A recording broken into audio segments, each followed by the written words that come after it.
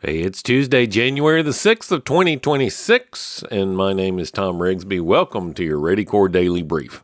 On today's show, before you can prepare, you have to define what you're really prepping for, and it's probably not what you think.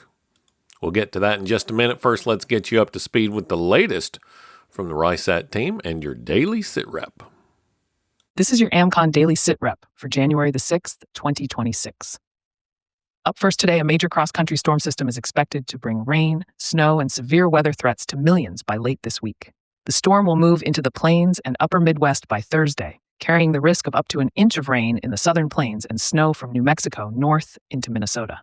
Severe weather is anticipated Friday across the Deep South, including parts of the lower Mississippi and Tennessee valleys, possibly bringing gusty winds and blowing snow through the weekend for the Great Lakes and Northeast regions. In other news, soaring electricity costs are pushing residents in West Virginia and other states to desperate measures. Electricity rates in West Virginia have surged nearly 34% between 2019 and 2024, with 37% of households spending over 6% of their income on energy bills. This price spike is largely attributed to the state's continued reliance on coal and the rapid increase in AI data centers that consume vast amounts of power. This trend is driving up electricity prices nationwide, especially in the West and Northeast, and is expected to continue through this decade. Turning our attention to security matters, a quarter century after 9/11, terrorism trends in the United States show a fragmented but persistent threat environment.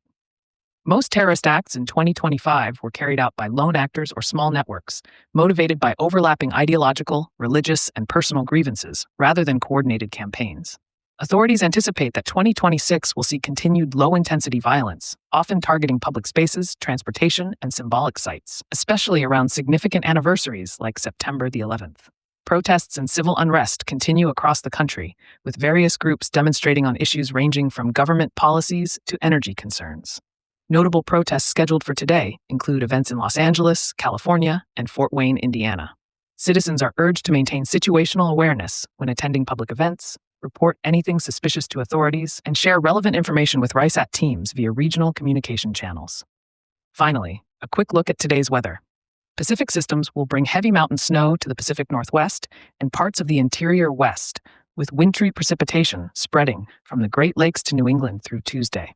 Much of the central and eastern U.S. will experience well above average temperatures this week. Two cold fronts will pass through the Northwest, with it delivering significant snow to the Cascades and northern Rockies. A quick-moving storm system will bring mixed precipitation, including freezing rain, to the upper Midwest and Great Lakes today and then the Northeast by Wednesday. Be prepared for potentially hazardous winter conditions in these areas. Looking ahead on the AMCON calendar, several events are set over the next week. The Broward County, Florida chapter will hold a monthly meetup with a barbecue on January 13th in Sunrise, Florida. From January 15th to 18th, the NWFL January Winter Camp will take place at Sand Pond Campground in Ebro, Florida, featuring camping and community activities. Also from January 16th to 18th, the third annual Illinois Winter Camping event is scheduled at Starved Rock State Park in Oglesby, Illinois, offering training on radio communications and winter camping skills.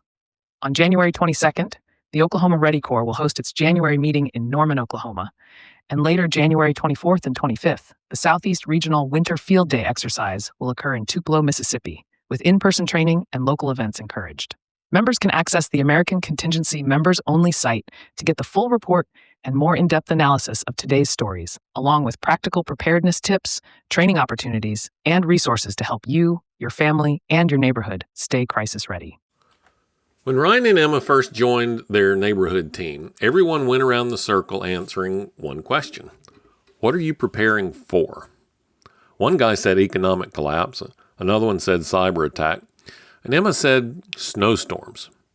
But when they looked closer, all three answers had the same underlying problem: losing access to power, supplies, and transportation.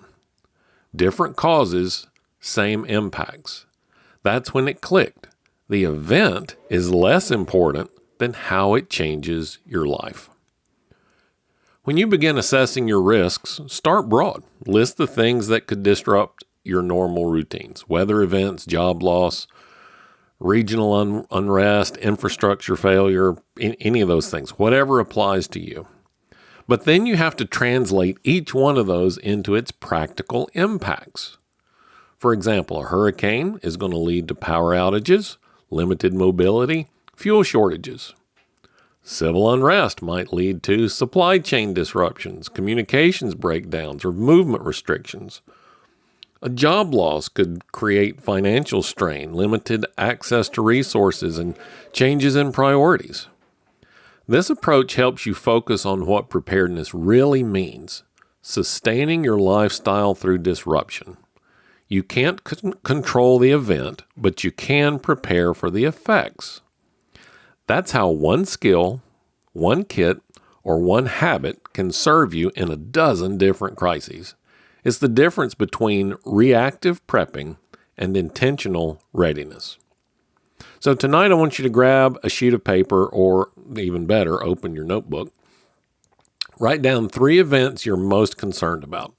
And then next to each one, I want you to list the practical impacts that it would have on your daily life. That's your foundation for planning. All right. Tomorrow we'll talk about how to prioritize those risks, how to separate the possible from the probable so you can prepare with focus and confidence.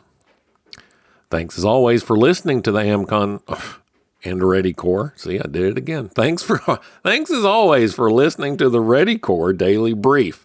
If you're already a member, take a minute and check out today's resources on the members only platform. And if you're not, super easy. Head over to AmericanContingency.com, join the network, and start building real resilience today.